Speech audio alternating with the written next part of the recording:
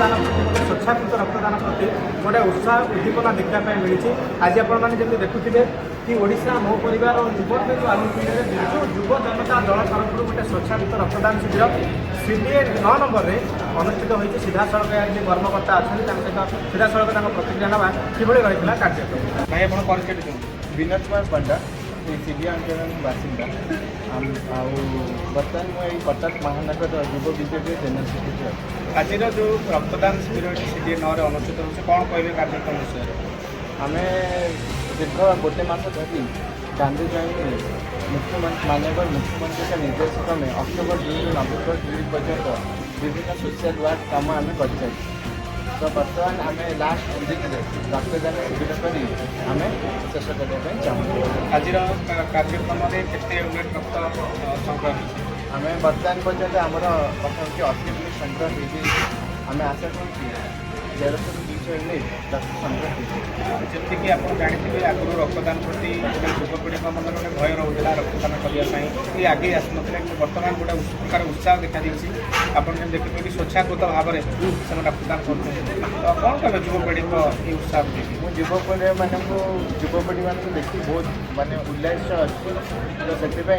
माननीय मुख्यमंत्री आमको निर्देश देते कि युवपीढ़ी मानक एकत्रित करवा और गोटे ठीक लक्ष्य नहीं जा तो आमर एम है कि युवपीढ़ी मानकर आम जो युवपीढ़ी मान अच्छा से आम केमी आग को आने मुख्य रास्ता को आने आ युवपीढ़ी मानक मुझे आह्वान करी से रिक्स नि कौन से भी कार्य करने चाहते जदि रिक्स नहीं कार्य करती आदि आप सफल होते आप हिस्ट्री करेंगे जदि आप विफल होते अन्य शिक्षा देवे दुईटे भी आप लाभ। धन्यवाद परिचय मो ना हूँ advocate Gadadhar Sahu Biju Janata Dal general secretary Cuttack. आज जो कार्यक्रम चली रक्तदान स्वेच्छाकृत युवपीढ़ी मैंने आगे कौन कहे माहौल को ना माहौल आम 3 दिन जो कार्यक्रम चली विजु युव जनता दल विजु छात्र जनता दल विजु महिला एवं विजु जनता दल सारा ओडिशा रे रक्त बिहुने आ रक्त बिना कौन सी लोक जब मृत्यु मुख नब ये हूँ आम माननीय मुख्यमंत्री डाकर ये डाकर को प्राधान्य कर आमर युवपीढ़ी मैंने बहु मात्रा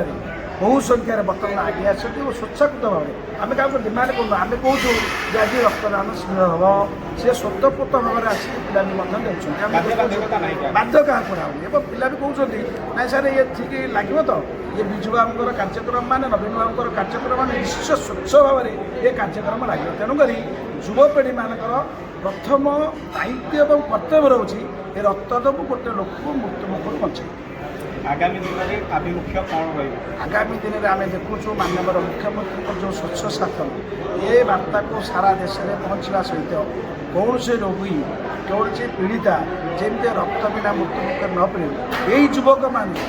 कौन अनुकूल वार्ता बहन करें ये हूँ आम आज आभिमुख्य और वार्ता।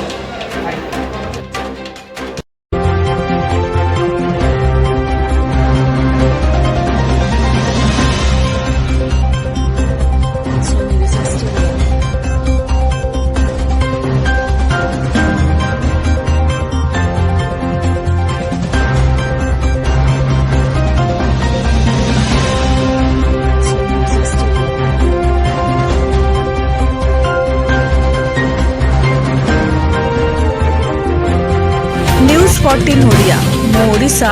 मो स्वाभिमान।